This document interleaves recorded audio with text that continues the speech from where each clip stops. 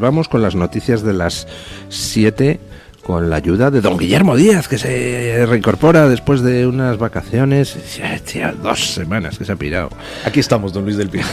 Bueno, pues vamos con las noticias de las 7 con la ayuda de don Guillermo.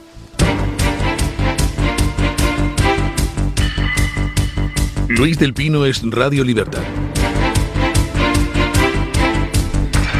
Hola, muy buenos días y cordial saludo para todos. Comenzamos con la información de este lunes 25 de noviembre contándoles que la Guardia Civil condecoró a Víctor de Aldama en el 2022 con la medalla a la Orden del Mérito por su tributo a España y sus profundos valores. El Mundo ha revelado las imágenes de la ceremonia de condecoración con distintivo blanco que tuvo lugar en el año 2022 y en la que el responsable de la Unidad Central Especial 2 del Servicio de Información, el coronel Francisco José Vázquez, destaca la labor que había realizado el empresario investigado en el caso Coldo en favor del Instituto Armado. La orden de creación del mérito de la Guardia Civil habla y recoge en el argumentario por el cual a alguien se le va a tocar una medalla, suele recoger verbos que tienen que ver con atención, con premiar, con recompensar, y efectivamente una medalla es una recompensa, y los que somos militares además así lo consideramos, ¿no? Pero a mí especialmente en tu caso, Víctor, no te hacemos entrega o no te imponemos esta medalla a título de premio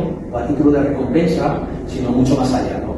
Y digo que no es una recompensa en este caso porque tú te sientes casi guardia civil, eres una persona que tiene profundos valores y profundos tributos a nuestra nación, a España, a los intereses de España, en el que haces todo lo que haces en atención a nosotros por altruismo, y eso no merece premio, no merece recompensa, merece un reconocimiento, que es lo que en este caso pretende ser esta medalla hacia ti. Un reconocimiento a tu persona, un reconocimiento a entender que nosotros, los guardias civiles, esta unidad UC2 que se dedica a luchar contra el terrorismo internacional, a pesar de parecer con un nombre muy rimbombante y que puede entenderse que tiene todo aquello que necesita para trabajar, pero necesita de cosas y necesita de personas como tú.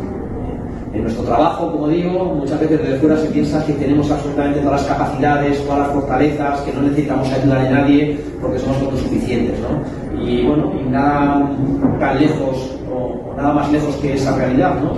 Que necesitamos de personas como tú que pues, de una manera absolutamente desinteresada pues aporte, aunque muchas veces pensáis que son pequeñas cositas, pero para nosotros son cosas que nos resuelven los apartados que no podemos resolver.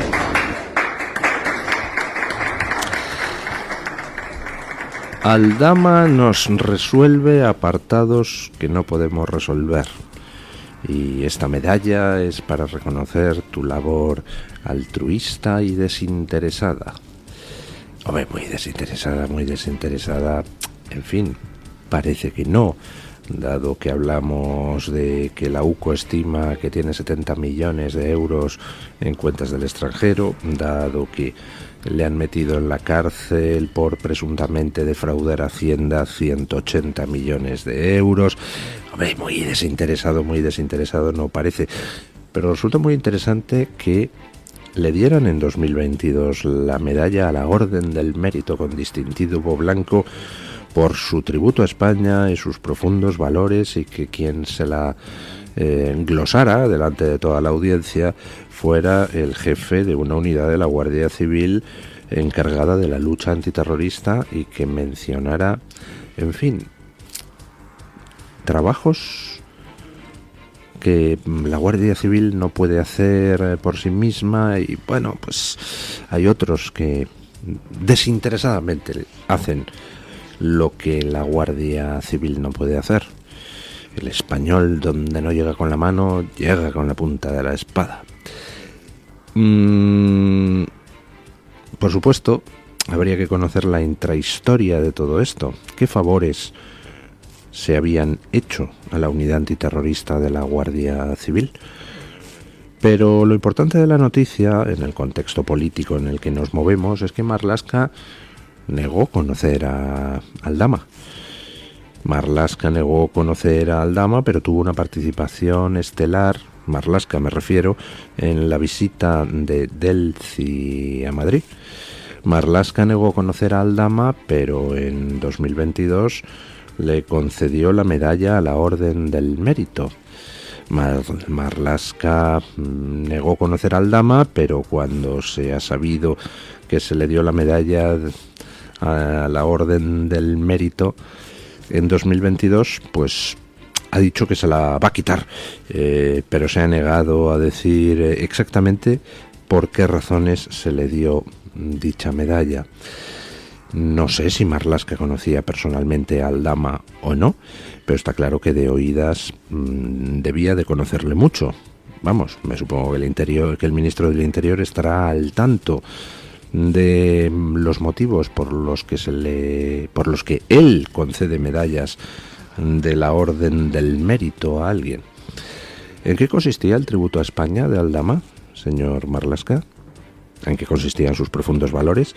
¿En qué consistían esos apartados que dice el jefe de la unidad antiterrorista de la Guardia Civil, que la propia unidad antiterrorista de la Guardia Civil no puede llegar, pero Aldama sí llegaba? Y sobre todo, ¿cómo se come el hecho de que Aldama fuera condecorado con la medalla de la Orden del Mérito por su tributo a España y que ahora sea para Pedro Sánchez simplemente un delincuente confeso que se inventa todo? Ay, Dios mío, que Aldama no es que fuera de los vuestros, es que era una estrella. Aldama se movía por círculos de las fuerzas y cuerpos de seguridad del Estado con una soltura que puede explicar en parte el dinero, pero que no hubiera sido posible sin el apoyo político. ¿Quién era exactamente Aldama, señor Marlaska? ¿Era un hermano lobo, como parece sugerir este mando de la unidad antiterrorista de la Guardia Civil? ¿Alguien a quien se le encargaban operaciones especiales? ¿Y en qué consistían esas operaciones especiales? ¿Y por qué se le encargaban a él? En fin, todo le sale mal a Sánchez. Le sale mal su intento de desacreditar a un Aldama al que ellos mismos acreditaron en su día. Le sale mal lo de los bulos sobre conspiraciones de ultraderecha para echar a Sánchez de Paiporta. Todo le sale mal a Sánchez. Escuchen.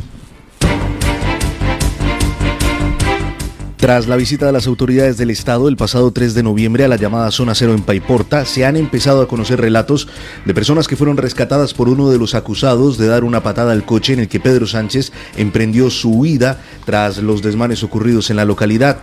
Tal y como relata El Mundo, este acusado salvó a 2 personas de morir ahogadas en Paiporta abriendo un boquete en la pared de un local. Siguió rescatando gente y sacando muertos de las casas sin saber si su familia estaba bien.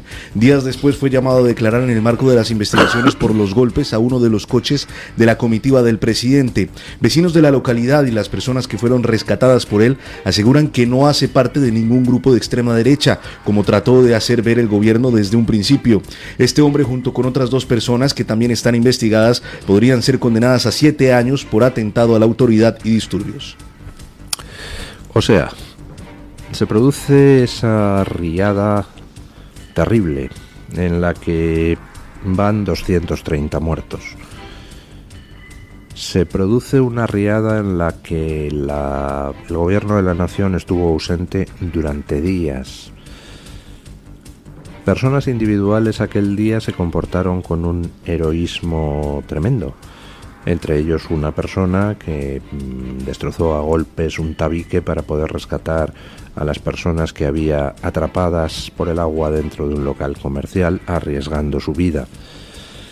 Sánchez, ese gobernante que dejó tirada a la gente sin movilizar la ayuda hasta días después, se presenta en Paiporta pues a hacer el paripé. Le echan a gritos los vecinos. Uno de los vecinos indignados era este, que había rescatado a varias personas y les había salvado la vida. Y luego encima Sánchez tiene la profunda desvergüenza, la tremenda inmoralidad de decir que eran tramas organizadas de ultraderecha. Es decir, el que dirigía ese gobierno que durante días dejó tirados a los valencianos sin enviar ayuda porque con toda probabilidad lo que quería era rentabilizar políticamente el caos, ese gobierno que dejó tirados a los valencianos, encima insulta a los que se jugaron la vida para rescatar a personas durante la riada. Es tremendo. Todo le sale mal a Sánchez. Está ya en esas fases del final de una vida política donde haga lo que haga, ese movimiento va en contra de sí mismo. Sánchez, uniste la injuria a la maldad. Maldad por dejar tirados durante días a los valencianos, injuria por encima, insultar, mira tú por dónde, a vecinos que se jugaron la vida para rescatar a otros. ¿Tú crees, Sánchez, que un vecino que vivió esa jornada dramática, un vecino que se jugó la vida para evitar que otros la perdieran, te podía tener mucho cariño? ¿Comprendes quizá que pudiera estar algo indignado al verte aparecer por Paiporta? ¿Crees que podría estar su indignación mínimamente justificada?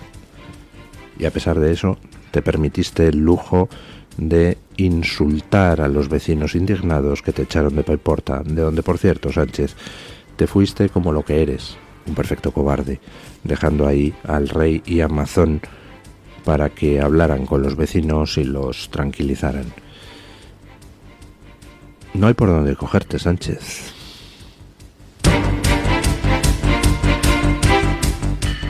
La vicepresidenta Yolanda Díaz sugirió este domingo que la empresa pública Traxa no veló por la seguridad del operario fallecido al derrumbarse parte del tejado del colegio Lluís Vives de Massanassa en Valencia, donde participaba en las tareas de limpieza y acomodación tras la dana. El accidente se registró antes de las 12 del mediodía, cuando quedaron atrapados 2 operarios de la empresa estatal al desplomarse una pérgola que unía 2 naves del centro escolar. El fallecido es un operario de 51 años, mientras que otro de 35 sufrió heridas leves en una pierna y lesiones en la cabeza, por lo que tuvo que ser trasladado al Hospital La Fe de Valencia. Tras tener conocimiento de estos hechos, Yolanda Díaz publicó un mensaje en la red social X en el que cuestionó la actuación de la empresa pública Traxa. El mensaje asegura que el carácter de emergencia de todas las obras y reconstrucción en Valencia no puede afectar a los derechos, a la seguridad y a la salud de las personas trabajadoras, y afirmó que corresponde al deber empresarial la obligación de evaluar previamente los lugares de trabajo, adoptar todas las medidas previstas necesarias y las tareas de coordinación obligatorias. Otra a la que le sale últimamente todo mal.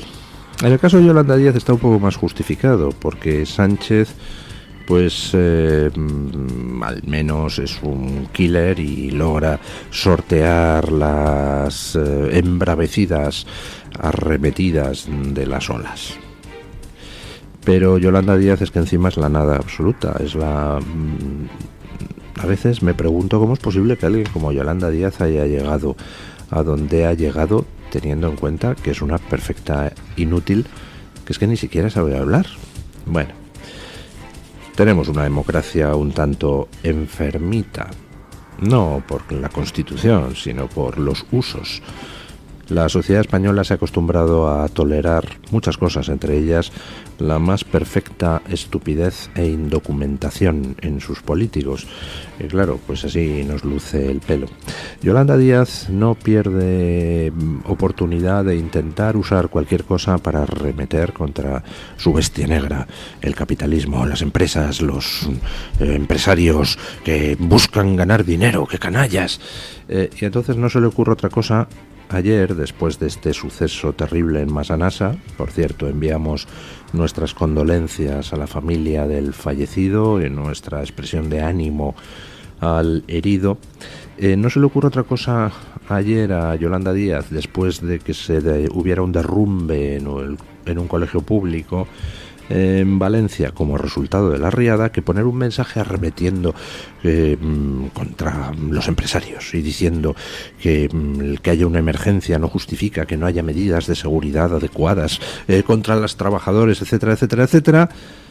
Y la muy majadera no se da cuenta de que la empresa en cuestión de la que está hablando es Traxa, que es una empresa pública. Es decir, Yolanda Díaz está sugiriendo que una empresa pública dependiente del gobierno del que Yolanda Díaz forma parte no tomó las medidas adecuadas de protección de los trabajadores. Bueno, yo creo que algún juez debería cogerle la palabra y efectivamente analizar si el gobierno tomó a través de Traxa las medidas adecuadas de protección de los trabajadores de Traxa antes de ponerles a trabajar en un colegio que desde hace muchos días se sabía que podía presentar derrumbes. En fin, de donde no hay, no se puede sacar, y lo que la naturaleza no da, pues Salamanca no lo presta. Yolanda Díaz, perdónenme ustedes, pero es completamente idiota. Insisto, no sé qué narices hace esta mema de vicepresidenta del gobierno. En fin, no sé, si cogemos cualquier persona al azar por la calle y la nombramos vicepresidenta del gobierno, tenemos una altísima probabilidad de que su cociente intelectual sea varios órdenes de magnitud superior al de Yolanda Díaz. En fin, el amigo Óscar López se niega a aclarar a qué se refería al hablar de la mujer del presidente de gobierno. Escuchen. Continuamos con el caso Begoña Gómez. El ministro para la Transformación Digital y la Función Pública, Óscar López, se ha negado a explicar sus palabras sobre la esposa del presidente del gobierno. Ante la pregunta escrita formulada por el Partido Popular, en la que solicitaba conocer más detalles de la llamada de Óscar López al empresario Juan Carlos Barrabés en la noche del 1 al 2 de abril, publicada por El Debate, en dicha conversación López habría pedido a Barrabés sacar a Begoña de la ecuación. Sin embargo, según publica hoy Voz Populi, la respuesta del Ejecutivo ante dicha pregunta fue la siguiente: el gobierno de España no realiza valoraciones sobre informaciones periodísticas. Se desvela que después de estallar el caso Begoña Gómez, Óscar López llamó al empresario Barrabés a pedirle que sacara a Begoña Gómez de la ecuación. Se le exige a Óscar López explicar esas palabras. Y entonces dice que el gobierno de España no comenta informaciones periodísticas. No, hombre, si no es información periodística, es una conversación intervenida por las fuerzas y cuerpos de seguridad del Estado. También se niega el gobierno de España a explicar conversaciones intervenidas por las fuerzas y cuerpos de seguridad del Estado. Hombre, pues no sé, me imagino yo que el juez del caso Begoña Gómez preguntará a Óscar López para que responda como testigo, que tiene la obligación de decir la verdad, a eso que Óscar López se niega a responder cuando se le pregunta por la vía parlamentaria normal. Bueno, he dicho que a lo mejor el juez del caso Begoña Gómez, el juez Peinado, pregunta a Óscar López como testigo, pero a lo mejor no. A lo mejor tiene que imputarle. Porque claro, si uno llama a uno de los empresarios que está mezclado en todos esos tejemanejes de Begoña Gómez a decirle que saque a Begoña Gómez de la ecuación, pues eso admite una interpretación malévola, que es que estaría practicando Óscar López el delito de obstrucción a la justicia, ¿no? Estaría pidiendo a alguien que está imputado o es testigo en una causa que no informe sobre algo relevante que el juez podría querer conocer. No sé en qué estado está Óscar López. Creo que imputado no está, porque si tiene aforamiento, pues lógicamente no estaría ya la causa en manos del juez Peinado. Pero vamos, si no está imputado, creo que Óscar López, a menos que explique claramente el sentido de sus palabras a Barrabés, pues empieza a tener la condición de imputable. Aquí, no sé, el día que celebremos el macrojuicio por la corrupción que rodea a Sánchez, va a haber que alquilar como sala de vistas el Estadio Santiago Bernabéu, porque entre los acusados, los testigos, los abogados de los acusados, los ayudantes de los abogados de los acusados, las acusaciones, los ayudantes de las acusaciones, la fiscalía, no sé, entre todos van a salir como 56.000 personas, como siga creciendo la lista de imputados. Ya tenemos a medio gabinete de Sánchez y a todo su círculo de confianza en situación de imputado o imputable. Vas a batir todos los récords, Sánchez. Pasarás a la historia. Ahora, creo que no vas a pasar como te imaginas, sino de una forma un poco más, en fin, turbia. Vas camino de batir los récords de corrupción de nuestra historia democrática. Bueno, ¿qué digo de nuestra historia democrática? De nuestra historia de los últimos siglos.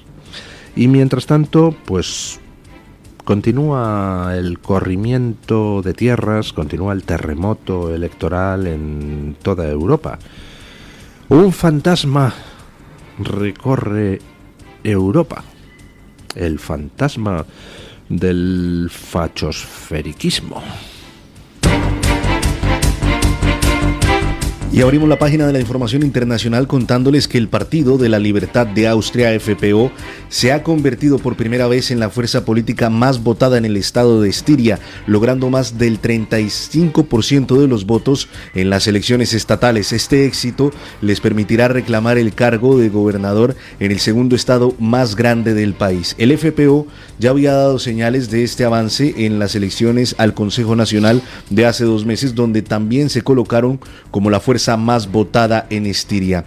El margen de victoria en estas elecciones estatales supera las expectativas, ya que las encuestas pronosticaban poco más del 30%. Este resultado consolida a Estiria, conocido como el estado indeciso de Austria, como un bastión clave para el partido. Pues elección tras elección se va viendo que la tendencia es más o menos imparable desde hace ya tiempo.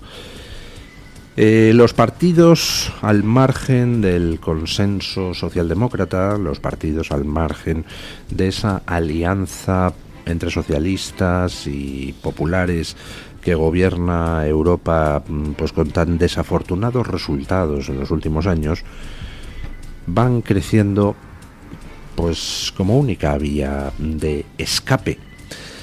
Y tiene bastante sentido. La coalición que gobierna Europa está formada por los 2 grandes partidos tradicionales, socialistas y populares. A eso se suma la bisagra falsamente liberal de los liberales reformistas patatín patatán. Y a eso se suma, cuando hace falta, la extrema izquierda y los verdes, es decir, esa alianza bipartidista entre socialistas y populares que gobierna Europa no tiene ningún empacho en llegar a acuerdos con la extrema izquierda podemita, populista, no tiene empachos en llegar a acuerdos con los verdes, y a quien único pone reparos es a quienes están a la derecha del Partido Popular Europeo. Y claro, pues la gente no es idiota, llega un momento donde dicen, pues mira, nos están llevando por un camino de ruina, nos están llevando por un camino de creciente opresión, nos están llevando por un camino que al final conduce a ponernos en manos energéticamente de una dictadura como la rusa, a ponernos en manos alimentariamente de los países árabes a nuestro alrededor y de China, a ponernos en manos industrialmente de China, y resulta que a todos estos que están haciendo eso, los que no les gustan son los que están a la derecha del Partido Popular Europeo. Pues será cuestión de votar a los que están a la derecha del Partido Popular Europeo. Al final, pues están todos de acuerdo en el sendero de la ruina, todos de acuerdo en el sendero de la pérdida de libertades democráticas, pues habrá que votar a los que están justo en contra de todos esos que están todos ellos de acuerdo. Y elección tras elección lo que vamos viendo es que ese tipo de partidos a la derecha del Partido Popular Europeo que tienen muchos matices y muchas diferencias unos de otros, y que están de hecho estructurados en 3 eurogrupos parlamentarios diferentes: el ECR de Giorgia Meloni, el grupo de patriotas donde están Vox, Le Pen, Orbán, el FPÖ austriaco, Geert Wilders, y el grupo de identitarios donde está, por ejemplo, la AfD alemana. Todos esos partidos pues están subiendo de manera constante y en algunos casos muy rápida en toda Europa. El FPÖ pues prácticamente ha doblado sus resultados en Estiria, que es esta región de Austria que celebraba ayer elecciones y donde pues el resultado varía de unas elecciones a otras. Es decir, no es un estado típicamente controlado por los conservadores, no es un estado típicamente controlado por la izquierda, sino que es un estado que, según está el pulso de la nación, se decanta hacia un lado o hacia otro. Y ayer pues quedó como primera fuerza política el FPÖ austriaco, compañero de Vox en Europa. En fin, luego veremos alguna encuesta que ha salido en nuestro país hoy mismo o ayer por la noche.